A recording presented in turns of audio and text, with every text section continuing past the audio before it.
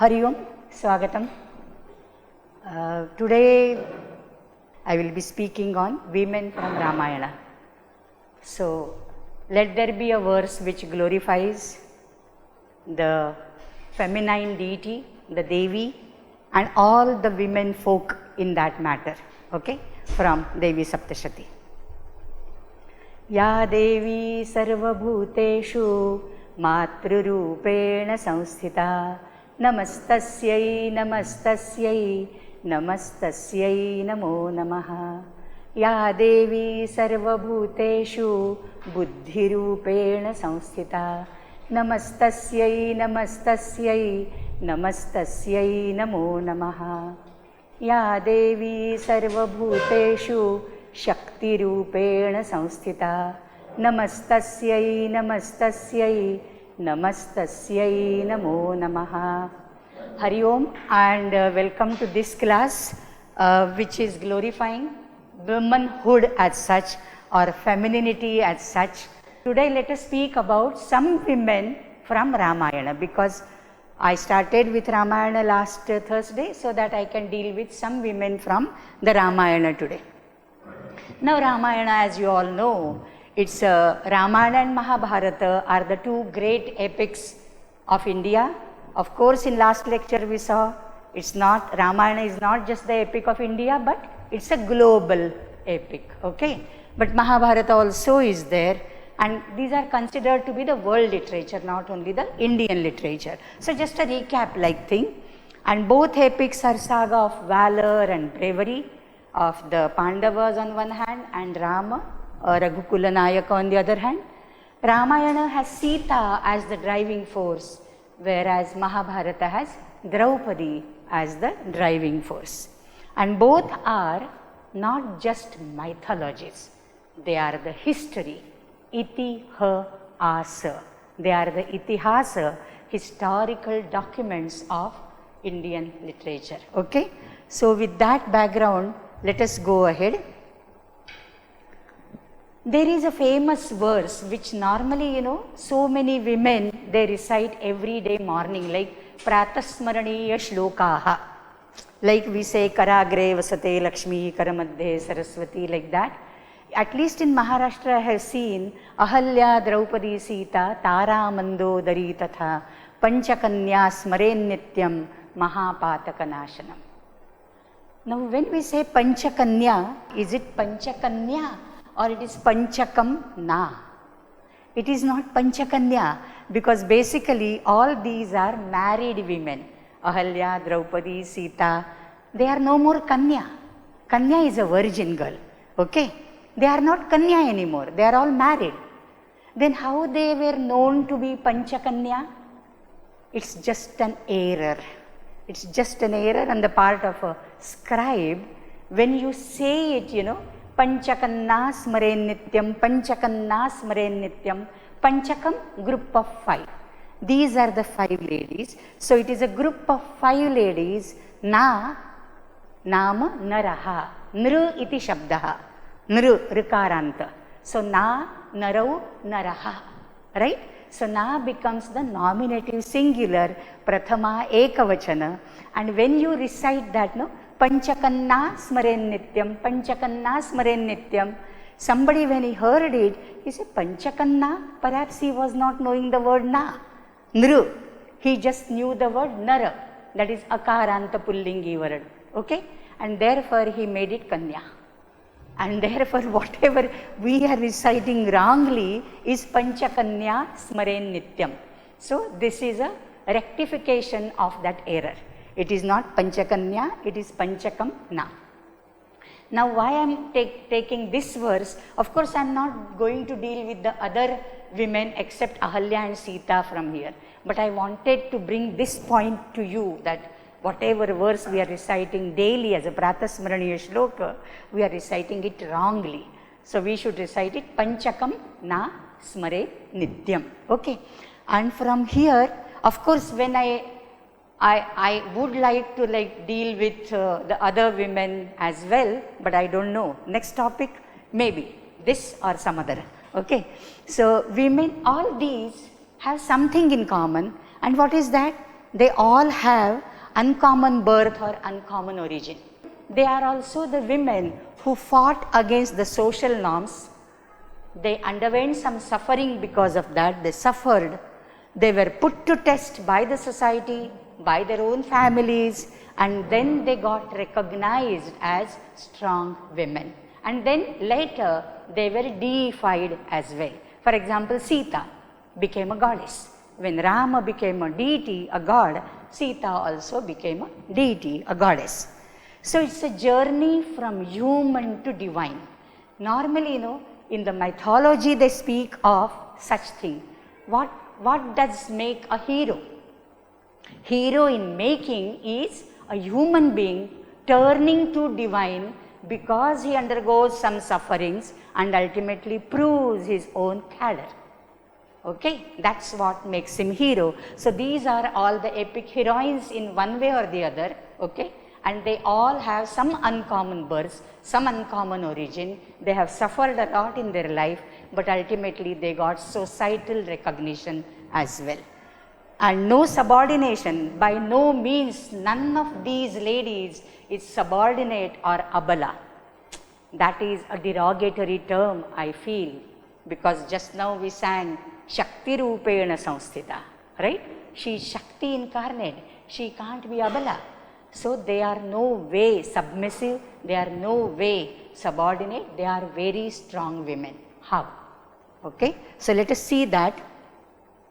What is this picture? What does it speak of? This speaks of Ahalya. Oh, everybody knows. Everybody knows. So this speaks of Ahalya.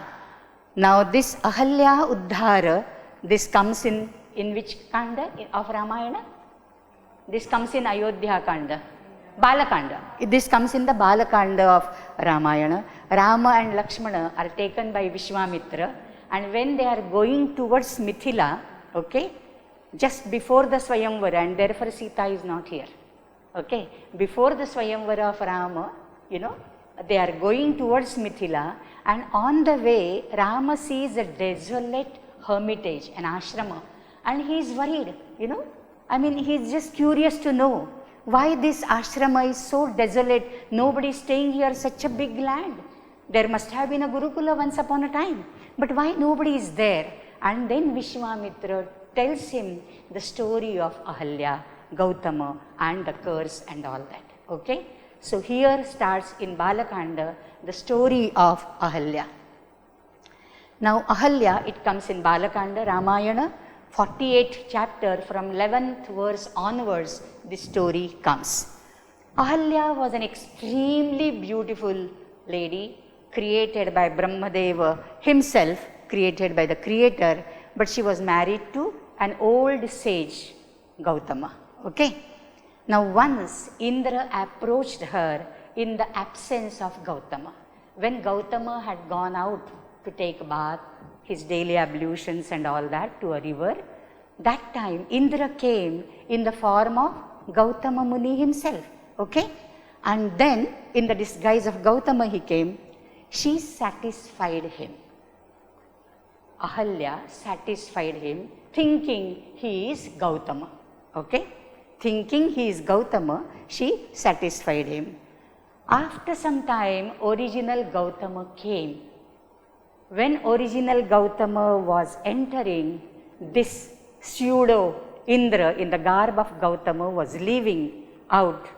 Takkar ho gayi dono ki beech mein. Okay, that's how this Gautama came to know this is someone fake. And then he cursed Indra, that Gautama. This all comes in Balakanda, nothing from my own side, okay. And then he cursed Indra. What is the curse? Valmiki says, after his curse, Petatuhu Vrishanau Bhumau Sahasrakshasya Tatkshanad. In a moment, because of that curse, the Andakosha, the scrotum of Indra fell down. That means he was rendered vigorless. Virya Shunyatva. Okay. So Petatur Vrishanau Bhumau Sahasrakshasya Tatkshanat. According to the later versions, now I am telling you the later versions, Valmiki stops here. Petatur Vrishanau Bhumau. According to the later versions, the curse goes to such an extent that Gautama cursed Indra that you have misbehaved with my wife, and therefore on your body you will have the symbol of Stri Jananendriya, that is Yoni or Bhaga, which is in the shape of an eye. And therefore Indra got the name Sahasraksha. Interestingly, when in the Illam, first you all have visited the Illam, okay? Have you recognized Indra there? How could you recognize? Because there are eyes depicted on his hands and feet in his own body. That is what we depict Indra as a Sahasraksha, having eye-like symbols, all over the body. But Valmiki refers the word Sahasraksha even before that. That is a point to be taken note of. Okay. And what was the curse to Ahalya? The picture which we saw was Ahalya, the woman, comes out from a rock, from a Shila. And that was the upliftment of Rama, She was a Shila and Rama just touched her, and by his foot, Padasparsha, the rock got live and a woman came out. That is how we read it. Ahalya Shila Raghave Uddharili is a Marathi poem, Ahalya Shila Raghave Uddharili. But what is the curse which Gautama gives in Valmiki Ramayana? He says, Vata Bhaksha, Nirahara, Tapyanti Bhasmashayini, Adrushya Sarvabhutanam Ashramesmin Vasishyasi. You will continue to stay in this very ashrama, which is my Gurukula. I am going away now. I can't stay with you. Okay? Because this is a Vyabhichara, and therefore I can't stand that. So I am going away. Vasishyasi, you will continue to stay here. How? Adrushya sarva bhutanam, not visible to the beings around you. And how else? Tapyanti, practicing severe austerities, tapacharanam kuruvanti, bhasmashayini, besmeared with all ashes, nirahara, without having any food. What at the most you can have as food is vata bhaksha. You would live only, you would subsist only on air, like a snake, a serpent. They are called anilashana. Sarpaha, anilashanaha. Okay? So vata bhaksha, nirahara, bhasmashayini, adrushya sarvabhutanam, vasishyasi asminneva gurukule or ashrame. And then what is the Vishapa? How long you would stay here? Yadatu etadvanam ghoram vanam Ramaha Dasharathatmajaha, Dasharatha's son Rama, when he would enter this dense forest, Agamishyati, he would enter, Durdharshaha, who is invincible, nobody can conquer him, Tada Puta Bhavishyasi, then you will be purified of your sin. Okay? So all your sin will get dissolved when Rama will come here. Nowhere there is a mention that you become a Shila, you be a rock. At the most it could be a metaphorical meaning by saying Adrushya Sarvabhutanam and Puta Bhavishyasi, etc. So after that it was a dramatization on the point, from the part of the Kirtanakaras, the Puranikas, who were telling these Ramakatha from going to villages, So they might have brought in that dramatic element to make it more interesting and make it more appealing to the ladies, especially, who come to listen to the Kirtana, right? So this is a dramatization of the event which is summed up by Valmiki in just 2-3 verses. Okay? So Vedic, now coming back to this is Indra coming to Ahalya to seduce her. Seduction of Ahalya is the motive. Do we have it only in the Ramayana or can we trace it back? As I told you right from my first lecture, we the Sanskritists have the habit of tracing every little or big thing to the Vedas. And we do find the references in that. It's not that we have to stretch here and there to fit into the Vedas. There are references in the Vedas. In the Vedas we have reference that Indra is a paramour of Ahalya. Ahalyayai jaraha. That is the word used. Jaraha. Hindi mein yaar bolte hain. Yaar. So, Ahalyayai jaraha. So, what is the real meaning and significance of this? We have to think, research with the help of naturally the etymology. So, etymology of the word Ahalya is the key to decipher what exactly is meant by Ahalyayai jaraha. So, the first one, this is a natural phenomenon. For the natural phenomenon, there are two interpretations based on two different sets of Vyutpatti, that is etymology. One set of Vyutpatti is a negative particle like avidya, ajnana, okay. A is a negation. Everybody understands that? Okay. Hala is the word and ya is the pratyaya. Hala is a plowshare. Nangar, Marathi made, nangar. Plowshare. Halya would become, hala plus ya would become halya, and the feminine form of that would be halya. Halya bhumihi. The bhumi, the land which could be plowed, which could be tilled, plowable, arable, tillable land, जिसको जोत सकते हैं ऐसी भूमि, नांगरटीला योग्य अशी भूमि. Okay, so and a giving a negation, right? That means the land which is barren, which can't be plowed anymore. That's a banj jamin, banjar jamin. Ahalya. And now here, woman being identified with land is a very, very common concept in entire Hindu literature. In fact, it's not only woman, it's the Naradeha being compared to Kshetra. Idam shariram kaunteya kshetramitya vidhiyate, right? You can recite from Bhagavad Gita. So, this body is called Kshetra, especially so for the women, because in the Dharma Shastra, especially in the Manu and the Yajnavalkya Smritis, we have Kshetraja Putra.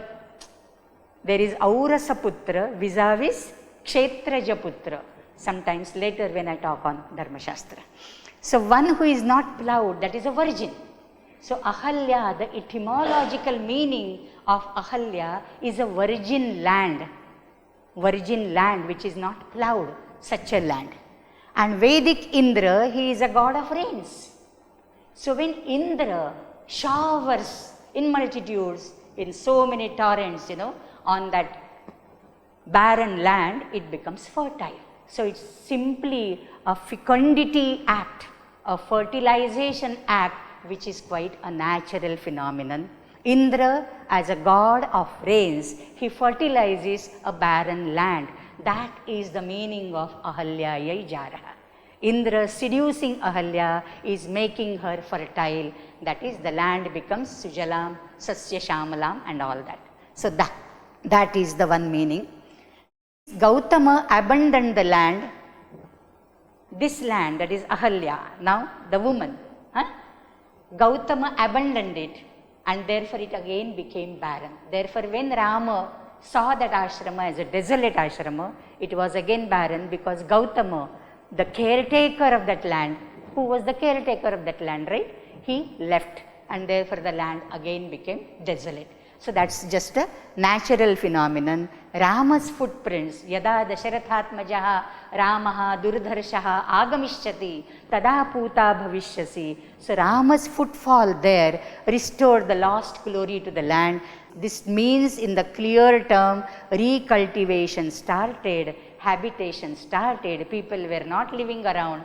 So, the habitation started, vegetation started, recultivation of the land started. Because Rama came there, his footprints, his footfall facilitated the recultivation of it. In fact, the entire Dandakaranya got habitable once Rama entered this dense forest. Okay, from north, when he entered Dandakaranya, the Dandakaranya which was, all surrounded by the Rakshasas and all, and therefore the rishis, that's why Vishwamitra is taking Rama and Lakshmana with him. Right? So recultivation started. This is one meaning. Another meaning, another set of etymology. This is again a natural phenomenon. Here Indra is not a god of rain. Indra is a Saura Devata. He is sometimes called a solar deity. I think when I discussed the Vedic Agni and his epithets and attributes, I did discuss about Indra, Vishnu, Bhaga, Anshuman, Aditya, Pushan, etc. being the Adityas, the solar deities. So Indra is one of the solar deities. He is also Aditya, Aditehe Putraha Puman. Now the etymology given of Ahalya, that changes. And this is given by a great scholar, a Mimamsaka called Kumarila Bhatta. So we have to believe him. Okay, Kumarila Bhatta was a great Mimamsaka. He has given the etymology as Ahan plus Li. Li is the root. Li is to plunge into, to merge into, to dissolve into. Like Leena, Tallina, we are using these words, right? Laya, Laya, Pralaya. So these are all derived from the root Li. Now Ahan is a day. You are familiar with the word Ahan? Aharnisham, Sevamahe, okay? So Ahan is a day. Ahan Li means that which gets immersed or dissolved in the day. What gets immersed in the day? At the end of the day, it's the night. So Ahalya means night. That which gets immersed or dissolved into the day, that is Ahalya, that is night. Okay? And Indra now is a solar deity. So Indra being a jar, he disrobing Ahalya is nothing but the rays of the sun piercing through the curtain of the darkness and removing all the darkness from the world. So this is a daily phenomenon of sunrise. Such a simple natural phenomenon is metaphorically described, as I was telling you when I dealt with Indra and Vritra myth. I think I told you about this. Ko nama Vritraha megha iti nairuktaha tvashtraha asuraha iti aitihasikaha. See, a simple phenomenon as megha, a cloud, it was metaphorically described in a story, in a narrative, in a legend form by the legendist, by the historians. Oh, he was Tvashta's son, and Indra was a Sura, he was a Asura, and there was a Devasura Sangrama, Surasura Sangrama, and ultimately Indra won. So it's all a metaphor, it's a Rupaka, it's simply a natural phenomenon. So this is another interpretation. Now, if you don't want to rely on the natural phenomenon, because Ahalya, we see Raja Ravi Verma has painted Ahalya so beautifully. So, there will be, I think in the previous slide there was Ahalya's picture, it was by Ravi Verma. So on the human level, if she is a lady and she is being seduced by Indra under the pretext of her husband, in the disguise of her husband, on the human level, what does it mean? Rama accepted her mistake. Yes, she might have erred, it's human to err, it's quite human to err, but then you cannot punish anybody forever for a small mistake of hers, especially the ladies who are wronged, who are misbehaved with, especially now, in the Nirbhaya case and so many cases of rape having, around us in this world today. And the girl is the one, who has already undergone so much of physical and mental torture. She is outcast by the society. Everybody blames her, everybody blames that girl, nobody blames the people who rape her. That is the situation even now, right? So what did Rama do? Rama accepted her mistake and brought her back in the mainstream of society which had ostracized her. So social ostracism and psychological trauma of Ahalya is the Shilavat Jivana of Ahalya. She was living a life as dead, as a rock. I mean, there was no life in whatever life she was leading. It was just the pranadharana, but no life in her life, right? So like that, it is Shilavajjivana. And once kind Rama accepted her, the societal acceptance becomes easy. Because Rama is to be a king one day or the other, right? He is a Rajaputra. So once the Raja or the Rajaputra accepts someone, mainstreams someone, society can accept all that. So mainstreaming is the solution and not ostracism in the case of the women who are ill-treated. This is a great social revolution by Bhavi Raja Rama. So from sociological point of view, we can have another interpretation of Ahalyodhara by Rama. Okay? So these are the various interpretations of Ahalya. Now coming to Sita. Ahalya, are you okay with that? Some phenomenal, like natural phenomena and some on a human level, but we can interpret it differently. On the, not on the eve, but Upalakshya mein, महिला दिन के उपलक्ष्य में ये lecture है. So therefore I want to do some I mean at least from our side do some justice to the characters of this epic who were wronged, you know. Now Sita's character normally, you know, like she is sitting under the Ashoka in the Ashoka tree like a meek, submissive, abala nari, you know, like that she is portrayed. Normally her portrayal is like this. Of course Sita also, if you look at the etymological meaning, it's a plowshare. It's a furrow created by a plowshare. Furrow, when you plow the land, whatever mark is left on the land, you know, wet soil, that is called furrow, that is Sita. And in Kautilya Arthashastra, you have Sita Adhyaksha, an Adhyaksha who, that is Krishi Adhyaksha, agricultural head, Sita Adhyaksha he is called. So Sita is a furrow created by the plowshare. She is not Abala because she has the courage to deny the queenhood. When Rama was sent into exile, I mean he was ordered by Kaikeyi, Sita did not have to go with him. It was exile only for Rama, not for Sita.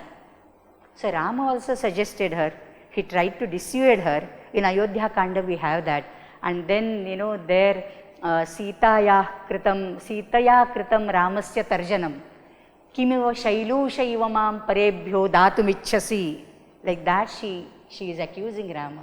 How can you even think of handing me over to Bharata or Shatrughna, whosoever will be the king here, you know, leaving me here in the palace? You want to go all alone? No, I am coming with you. Okay? So she has the courage to deny that queenhood. Rama wanted to tell her that if you stay back, Bharata is going to be the king, next king. You can rule as a queen, my queen. You are still here. You are not going to Vanavasa. Nobody has imposed Vanavasa on you. You can still remain here, be the queen, and under Bharata's guidance or guided by you, Bharata will rule, you know, like that. And then she just defied and said, no, parebhyo datumichhasi shailushaiva. Shailusha is a nata, an actor. Shailusha is an actor, okay. So she eradicates her cultural outsider, which is Shurpanakha. We'll come to Shurpanakha later. So this is the manifestation of Shakti. She, according to me, you know, like she is a true Satyagrahi. In the Ashoka Vatika, last lecture I told you in Sri Lanka, it's in dense forest, Nuvarelia, and that 330 kilometer from Kandy and all that, you know. It's such a dense forest. How dense it would have been thousands of years ago. And still, when left alone to herself, she is surviving on the feeble string of hope. One day my Rama will come and take me from Ravana's kingdom. So that Asha Nama Manushyanam Kachidashcharya Shrunkhala, right? So that Asha Tantu, that has kept her alive for all these days. So she is a Satyagrahi. She is true to her own conviction. She strongly believes that my Rama is going to come and save me, okay? So she is a true Satyagrahi. And another thing which impresses me as a woman is she nourished her twins single-handedly. This is a single parenting problem in modern days. when there are so many divorces, right? Single parenting, that's not that easy. But in those days, when Rama sent her, when she was asanna prasava, she hadn't yet delivered, he sent her away, lokapavadam shritva mam ahasihi. Sadrisham te kulasya shritasya chakim iti Raghuvamshe. Anyhow, so she nourished her twins as a single parent, ekala palaka, not very easy task. So every woman has this two-pronged nature, I feel. She can be as strong as a Devi, as a Kali, as a Durga, and otherwise she would be as homely and as benign as Parvati. Okay? She is known as Janaki, Vaidehi, Sita, never as Ramapatni, not as Mrs. Rama, never. On the other hand, Rama is known as Sitapati. Right? See, that is the power. That is the power. Rama is known as Sitapati, but Sita is never known as Ramapatni. Okay? So, Sitayana would have portrayed, perhaps, Sitayana would have portrayed her quite differently than Ramayana. If there were some Sitayana, it would have a different portrayal of Sita. This is just a feminist angle, okay? I mean, Women's Day expects me to speak something on feminism, right? They are clapping. All feminist students of CVV. Now Shurpanakha. Shurpanakha story comes in the Valmiki Ramayana, in the Aranyakanda first, and then there is another account in the Uttarakanda which hardly any one of us knows. We are aware of the Aranyakanda episode where, Shurpanakha got attracted towards Rama and proposed for marriage. Rama sent her to Lakshmana, Lakshmana sent her back to Rama. So she was tossed between Rama and Lakshmana. Rama is sending her to Lakshmana, Lakshmana is sending her to Rama. She gets upset. And then she identifies, oh, this lady, Sita, ye sabki jad hai. She is the root cause of all my trouble. And therefore attack her. And when she comes to attack Sita, that time Rama directs Lakshmana to cut her nose and leave her. Because avadhya hi striyaha. So, Stri should not be killed, and therefore no capital punishment. She is not to be killed, but cut her nose and leave her. So, Lakshmana mutilated her nose and ears and sent her back to Lanka. So, this is the story. Lakshmana here, mutilating her nose with a knife in his hand. Rama and Sita are observing. Okay. Now, there is another version of this. I mean, why Shurpanakha should behave so? Why Shurpanakha? I mean, Shurpanakha, was it just, a coincidence? It just happened? Or was it a deliberate usage of this character by Valmiki? So, there is another account which helps us think in that direction, and that is Uttarakanda of Valmiki Ramayana. We have Ravana killed her husband accidentally. This account comes in Uttarakanda. Okay? In Uttarakanda, 23rd chapter, 17th verse, Ravana accidentally killed her husband when he was, conquering the Patala Loka, the netherworld. He accidentally happened to kill Shurpanakha's husband. Shurpanakha was full of revenge for her own brother. How could my brother kill my husband? So she was filled with that revenge, avenging attitude. And then she deliberately created a dispute between Rama and Ravana, so that she herself thought that Ravana is such an invincible warrior. She will not be, sufficient tool to eradicate him or get rid of him. He requires an opponent as good as Rama to eradicate the entire Kula, not only Ravana. And she doesn't have that much energy and that much strength to punish Ravana for his folly, his mistake.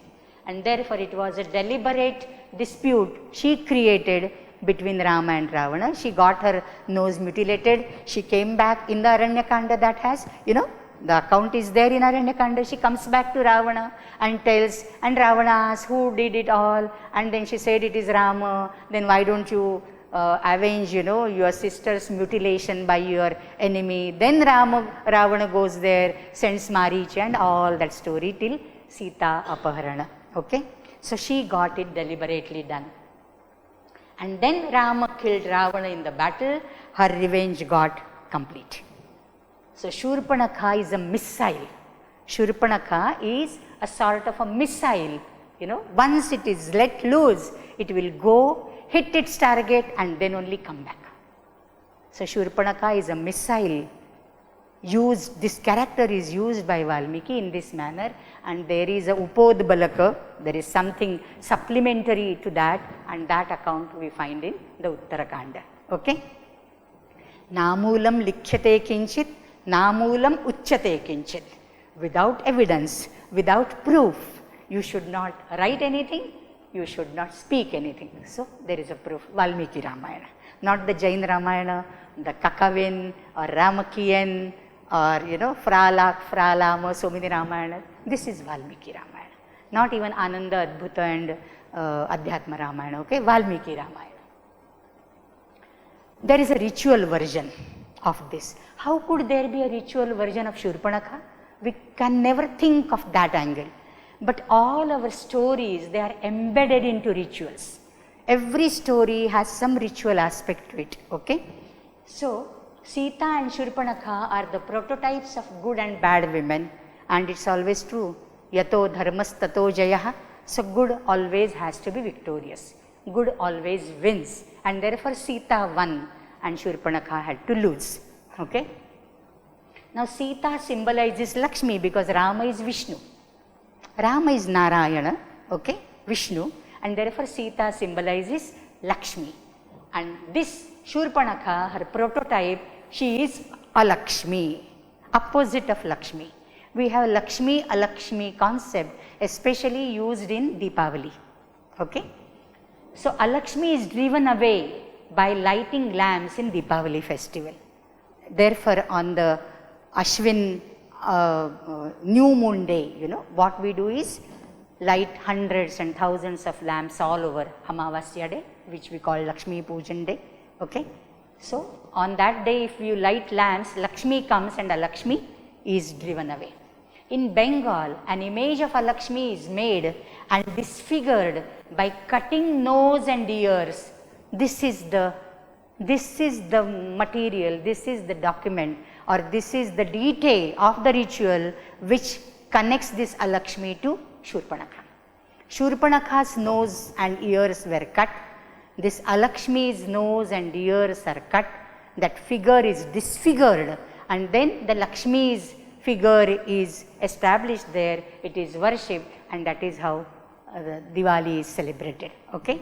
So driving away Alakshmi and installation of Lakshmi is another way, which is a ritual version of this.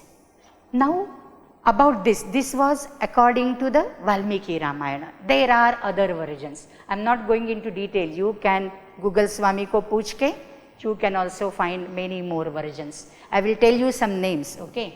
Some homework. Mutilation of nose is an extreme dishonor done to any person, not only ladies, any person. Kisi ki naak katna. Like this has become a muhavra. This has become a phrase. Naak katna is extreme dishonor. Okay.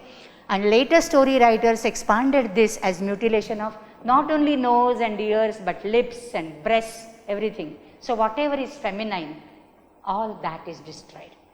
That the symbols of femininity are mutilated.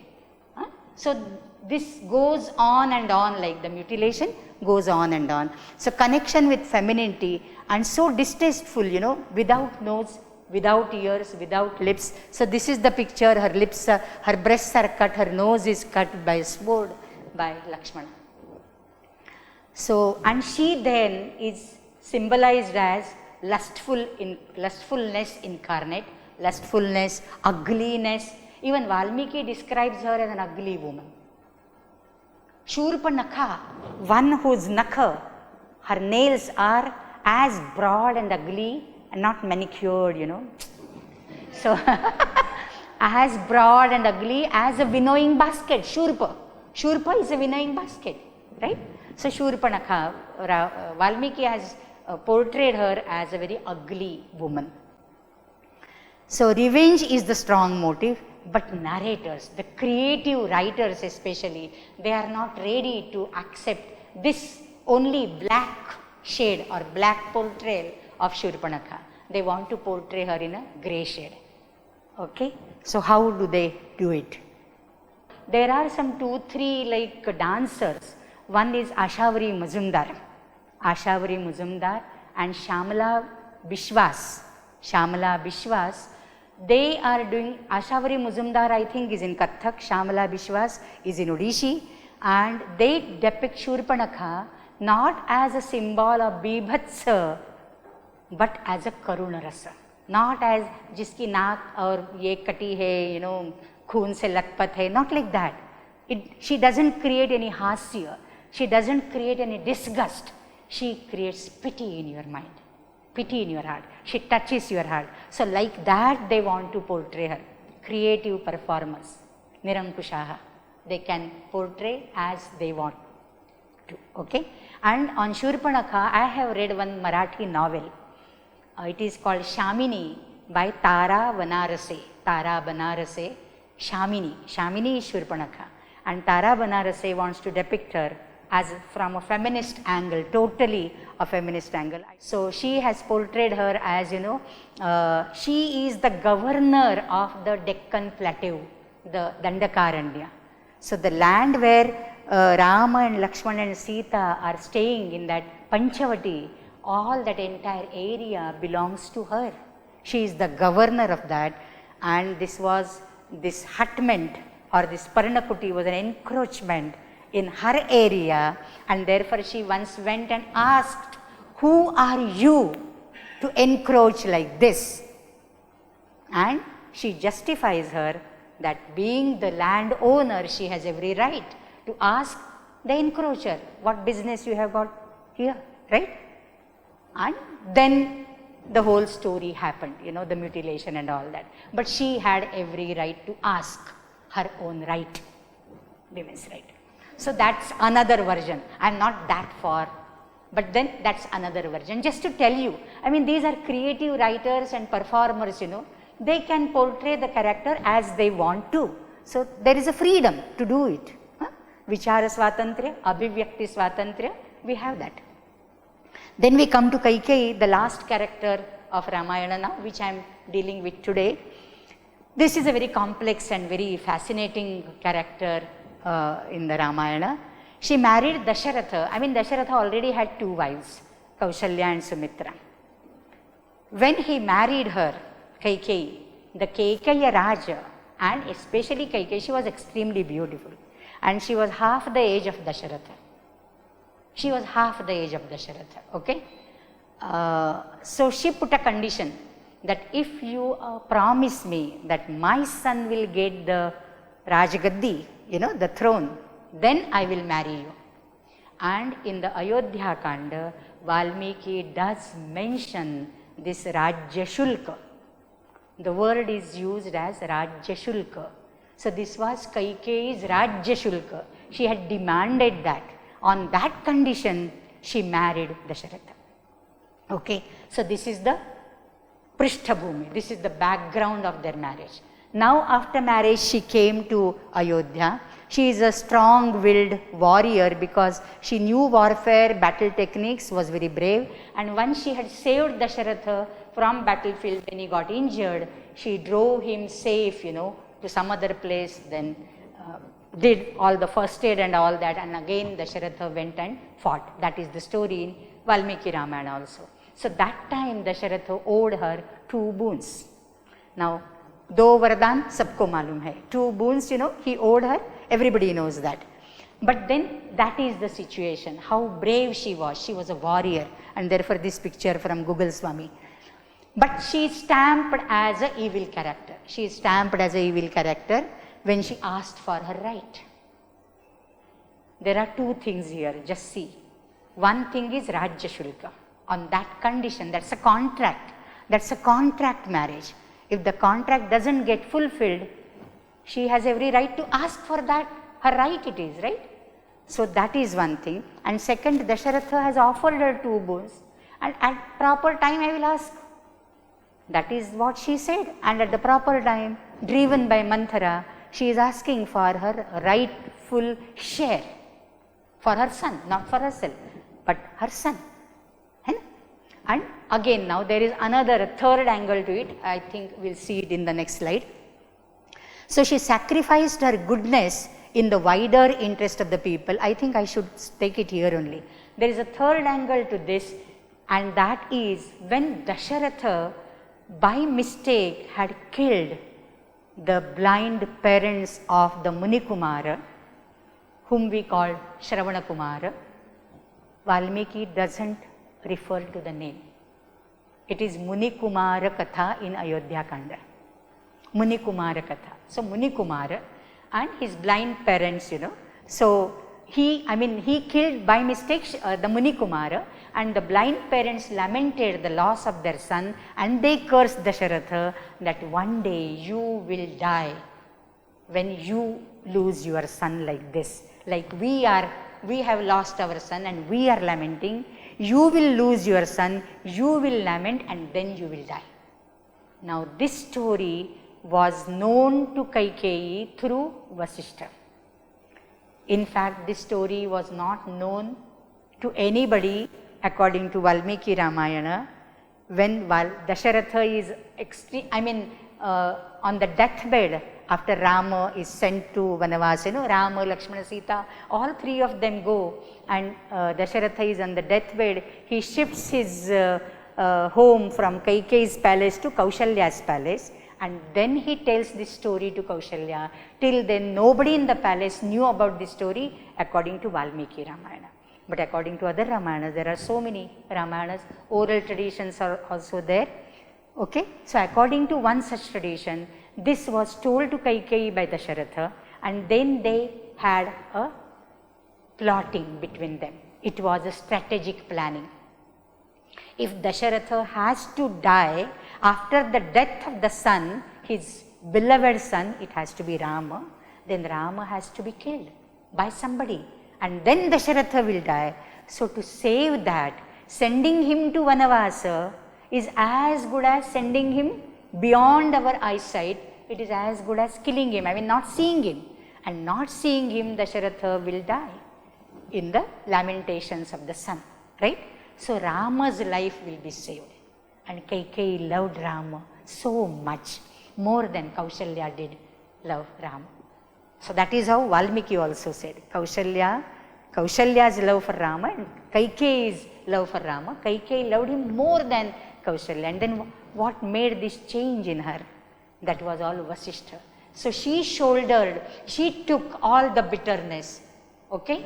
She shouldered all that and sacrificed her goodness for the wider interest of the people and to save the life of her beloved Rama, okay? So she sent him to Vanavasa.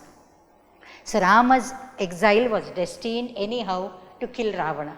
If Rama remains in Ayodhya, he doesn't move southward, how Ravana will be killed? So that was the need. It was Suraihi Nama what? It was plotted by the Devatas that this has to happen. It was destined, so to say, okay? So it had to come true. And then she hardly gets sympathy in tradition, but creative writers again give her justice. Creative writers try to give justice to her. How they give justice? Different from Valmiki's one-dimensional portrayal, the creative writers give some different type of portrayal of Kaikeyi. The first amongst such writers, I should say, is Mahakavi Bhasa. Mahakavi Bhasa, some 3rd or 4th century before the Common Era he flourished, much before Kalidasa, at least 300 years before Kalidasa, okay? And he has written a drama, he has written Bhasanataka Chakra. There are 13 dramas, but 2 are on Mahabharata, Abhishek and Pratima. In the Pratima Nataka, he has tried to give a portray Kaikeyi in a better shade, in a grey shade, if not, just not the black and the white, there is a grey shade also. So he has tried to portray her in a grey shade, and in that it is Vasishtha and Kaikeyi, they have this strategic planning, and accordingly she wants to send Rama away from Dasharatha. Dasharatha was anyhow he has to die, but you can save at least one life. That's what she wanted to do, and she wanted to send him away for a few days, okay, few days. So Chaturdasha Dinani, that was what she meant. Chaturdasha Dina, if he goes out, by that time Dasharatha's end will come. I mean, it was so natural to happen, it was destined to happen, that the moment he doesn't see Rama, he is going to die. So Chaturdasha Dinani, she had decided, but in that emotional trauma and those, like oscillations of so many emotions in her mind taking place, a psychological thing, it's a pressure on her. And therefore, by mistake, it was slip of tongue that she said Chaturdasha Samvatsara. That is how Bhasa has tried to give justice to Kaikeyi's character. Okay? So that is one thing. Then there is Amrita Syam, she is a poetess. She has written a poem called Kaikeyi. And in that poem, there are 4 monologues, 4 sections, 4 monologues. She herself is speaking, monologue, okay? One as a wife, one as the mother, one as the widow, and one as an archetypal evil-looking old woman, a crone. She is an archetypal evil, because Kaikeyi, what you may, howsoever justice you want to give to the characters of Shurpanakha and Kaikeyi, it's the truth that nobody names the daughters as Kaikeyi and Shurpanakha. Okay?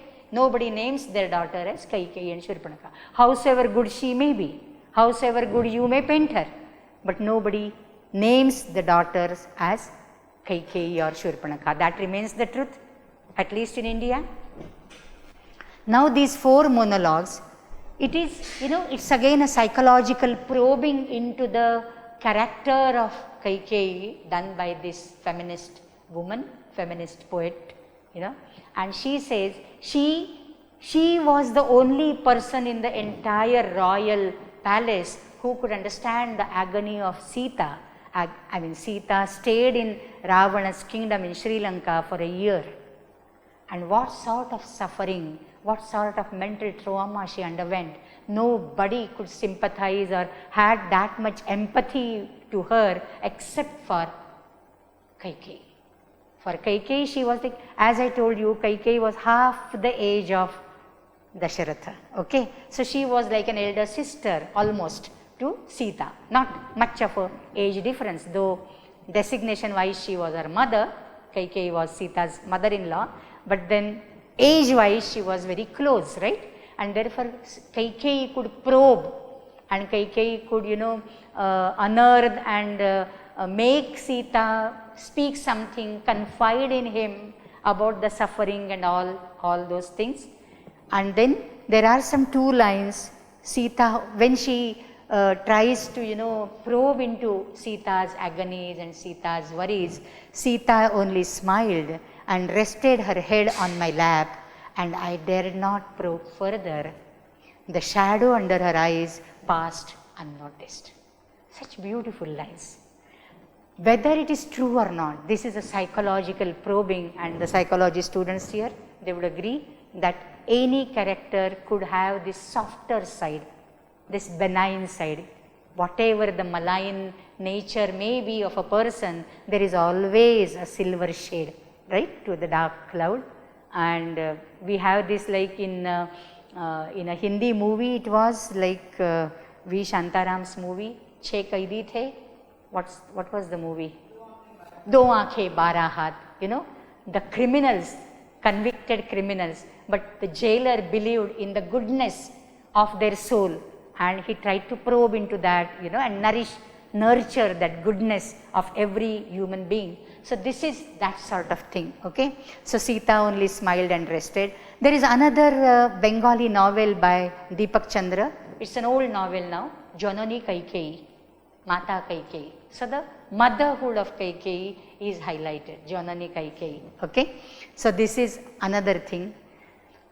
She is the most misunderstood woman, proverbial stepmother and jealous co-wife and all that.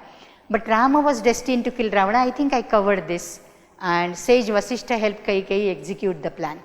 Now here I wanted to bring out, according to the what you can say, the mythological interpreters or the feminist writers, there is a dichotomy in the female character. One is a Shakti type and one is a Sati type of character. Sati type is like Pativrata, the chaste lady, the fidelity to her husband and Ekapati Vrata and this and that.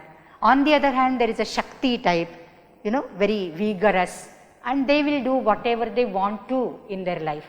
So Sati and Shakti, this is a dichotomy, and a woman has both these. I mean, there is two-pronged nature of woman I was talking to. She has both these. Sometimes whatever weighs more, that type is stamped on that character. So Sita is stamped with Sati character. Draupadi is typed with Sati character, like Ahalya, Draupadi, Sita, Tara, Mandodari, all these five. Whereas Shurpanakha, Kaikeyi, the so-called villainous characters, they are only Shakti, because they have used their beauty, their femininity, their sexuality to harass somebody, to punish somebody, to achieve somebody, some selfish goal. So when you work for the selfless thing, you become Sati. If you are selfish, you become Shakti. So that is the dichotomy, and Kaikeyi represents the Shakti. Kaikeyi represents the Shakti thing. Now there is a last this thing. I would like to end with this. Before that, I would like to tell you something, some 2 lines about this verse. This is a very uncommon verse. I never read it anywhere in any text so far. I had been to Pune once on Parvati. There is a small hillock called Parvati near Swargate, and below Parvati, not below, but on the Parvati, there is a museum. When I went to see the museum many years ago, I saw in that glass cupboards some hastalikhitas, some manuscripts. On that there was one manuscript in which I read this verse. I copied it down, and from there onwards I have quoted this verse on many platforms to many people. In fact, one of my papers, Shakti in Ancient India or something like that, which is published in a very fat book, so that also I have ended the article with the same verse. So this is the background, and this was done by Nana Fadnavis. Conventionally the authorship goes to Nana Fadnavis, and he has described the Peshwa's kingdom in this manner. Vaktragre, so Lakshmi is there in the entire kingdom of while Peshwas are ruling the Maharashtra or the Pune capital as such, there is Lakshmi in every field, whatever genre you take of beauty or power or intellect, whatever you may take. Like normally, Ichha Shakti, Jnana Shakti, Kriya Shakti. There are 3 Shaktis of power. 3 Shaktis are referred to of a feminine deity. So all these are Lakshmi. Lakshmi is abundance. Lakshmi is Aishwarya. Lakshmi is abundance and Aishwarya. So Vaktragre Veda Lakshmihi. Vaktragre. Vaktra. When people open their mouth, it is like chanting of the Vedas. Veda Lakshmihi. Karatala Kamale Sarvada Dana Lakshmihi. Dana. Karatala Kamale. On the lotus hands, in the hands like lotus, Dana Lakshmihi. Dordande Veera Lakshmihi. Dordande is Bahubala, muscle power. It is Veerya Lakshmi, Veera Lakshmihi. Hridaya Sarasije Bhuta Karunya Lakshmihi. Hridaya Sarasije, in the lotus heart, it's all compassion for all the beings all over the world. Bhuta Karunya Lakshmihi. Sarvange Saumya Lakshmihi. A feminine beauty is like mildness. She is not, very tough like a man. She has to be mild in her nature. Sarvange Saumya Lakshmihi. Nikhila Gana Dambare Kirti Lakshmihi. If you have to outstate and over describe the multitudes of the qualities of a lady, you can say she is Kirti incarnate. Kirti embodied. Kirti, fame. Sarvange Kirti Lakshmihi. Nikhila Gunagana Dambare Kirti Lakshmi. Khadgagre Shaurya Lakshmihi. Khadgagre, on the sharp blade of the sword. Shaurya, the Lakshmi.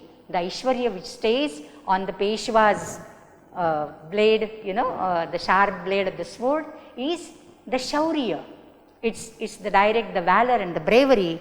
Jayatu Vijayate Sarva Samrajya Lakshmi. So this Samrajya Lakshmi of the Peshwas, Jayatu and Vijayate, let it be victorious all the while, every day. Jayatu Vijayate Sarva Samrajya Lakshmi. So here this is a Trikala, this particular picture is a Trikala. See, this one is Lakshmi because she is holding a lotus in her hand, right? This one is Saraswati because she is holding a veena, and here Raktavasam Shuka, she is Durga or Parvati, Jagat Janani, Amba. So Lakshmi stands for beauty, Saraswati stands for knowledge, and Parvati for power. So this is the Trikala. Woman is Trikala or Tridevi. So I bow down to all the Stri Shakti in you all. Okay. So that's why we started today's lecture with Ya Devi Sarvabhuteshu Buddhi Rupena Samsthita, that is Saraswati. Then Shakti Rupena Samsthita, that is Durga. And there was no Saundarya, but then Matru Rupena you can say Ambabai, that is Lakshmi, she is Jagat Janani. Okay. So Matru Rupena Samsthita, Buddhi Rupena Samsthita and Shakti Rupena Samsthita. We must salute these three Shaktis in every woman. Okay. And that will be our real tribute on the International Women's Day. Okay. Let us close. Om Purnamada Purnamidam Purnat Purnamudachyate Purnasya Purnamadaya Purnameva Vashishyate. Om Shanti Shanti Shanti. Harihi Om. Shri Gurubhyo Namaha. Harihi Om. Dhanyavadaha.